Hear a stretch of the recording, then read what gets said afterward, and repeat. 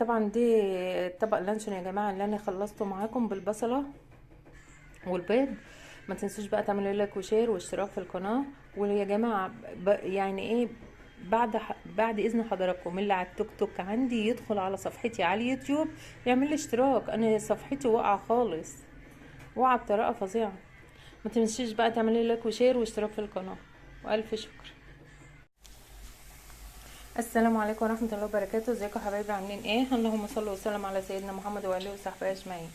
انا طبعا يا جماعه انا بعمل الحاج جاب وهو جاي طبق لانشون، فهو طلبه اعمله له ايه بالصلصه. طبعا دي البصل دي بصلايه وقرن فلفل اخضر ومقطعاه قطع، وحطيت له معلقه سمنه بلدي وما حطيتش زيت بقى ولا اي حاجه خالص عشان انا مش عايزه فيه دهون كتير. وطبعا دي اللانشون هقطعه طبعا مربعات وقطع صغيره وهوريلكم بعد ايه ما اقطعه. طبعا يا جماعه انا ضاربه 3 حبات طماطم اهمت وهحط معاه 3 بيضات. هقطع اللانشون وارجع لكم تاني. دي طبعا بعد ما قطعت اللانشون اهو يا جماعه يا حبيبي ايه مكعبات. بسم الله ما شاء الله اهو. هروح احطه بقى ايه مع البصله ياخد له تشويحه.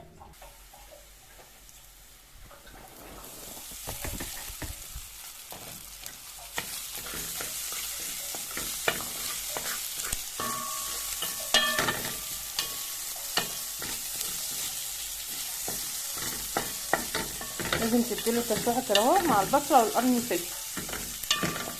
بسم الله ما شاء الله. هنجيب بقى الحبتين الطماطم اللي احنا ضربينهم وهنحطهم عليها. دي الطماطم اهي يا جماعه اللي احنا ضربينها اهي.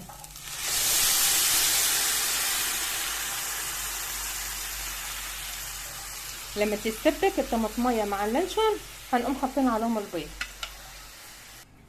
طبعا انا كسرت الثلاث بيضات اهمت في الطبق وحطيت عليهم ايه معلقه فلفل اسمر صغيره. هنربهم طبعا واللانشون بيتسبك اهو مع الطماطم. وحطيت له طبعا معلقه كمون. معلش يا جماعه انا اسفه ما وريتكوش وانا بحط معلقه الكمون في اللانشون. هنضرب البيض اهو وبعدين هنحطه بقى ايه على اللانشون. بصوا بقى يا حبايبي اللانشون السبك اهو مع الطماطم ومفلفل اهو، مش معجن ولا اي حاجه. بسم الله ما شاء الله. ده انا ضربت الطماطم بقشرها حطيتها يعني ما صفطهاش. طبعا الثلاث بيضات اهمت 3 بيضات كبار وزير.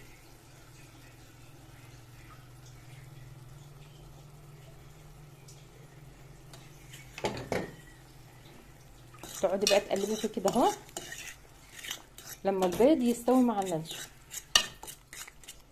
وطبعا انا حطيت للانشون معلقه كمون وحتى الفلفل الاسمر في قلب البيض. طبعا تحط لها ريحه ملح صغيره كده اهو، ما تكترش الملح لان اللانشون فيه ملح وفيه كل حاجه عشان ما تجيش حادقه منك. اهو البيض بدا يستوي اهو. انا مهديه عليه خالص. انا لو معليه عليه كان زمانه شويه. عقلناه قبل كده بتومه، بس هو بتومه حلو وبصل حلو اللي انت نفسك فيه يعني. بس والله العظيم دي روعه، احسن ما تاكلي اللانشون طري وطعمه جميل قوي. يعني انتي انا عاملاه كده تقولي ده انا عاملاه بلحمه مفرومه، عاملاه وعيش كايزر ماشي نشفيه عشان ما يبقاش معجن. لازم تنشفي البيض يبقى مفلفل كده زي الرز المفلفل، مش تسيبيه بقى لا طري والبيض طري فيه اولادك يجي ياكلوا ما يعجبهمش. لا هو كده والله العظيم ريحته جنان. اللي داخل عليا دلوقتي بيقول لي انت عامله لحمه مفرومه فيه ولقيتيه وحش اكتبي لي في التعليقات قولي لي هو ما طلعش حلو، بس انت هتعمليه وهيعجبك. بسم الله ما شاء الله. اللهم صل وسلم على سيدنا محمد واهله وصحبه اجمعين. شوفوا كل مدى اهو البيض بينشف وبيفلفل معاكي اهو. طبعا انا خرطله اهوت في الطبق شويه كزبره خضراء عشان تحطها فيه بتدي لها طعم وحلاوه طبعا اللانشون اهو نشف اهو يا حبايبي. هنحط عليه بقى ايه الكزبره اهو. بسم الله ما شاء الله. هطفي عليه بقى لان دي اخر تكه. انا هطفي عليه لان دي اخر تكه له. بسم الله ما شاء الله. خلاص كده استوى ما شاء الله. تعملي بقى سندوتشات عيش كايزر، تعملي سندوتشات بالعيش البلدي وجوزك رايح الشغل الصبح بدري.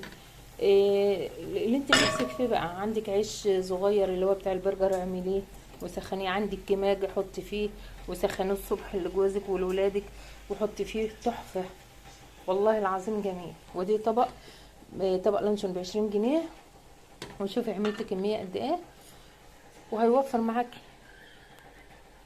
المكونات. لانشون، مكونات تاني لانشون وبصل، قصدي بصلايه وقرن فلفل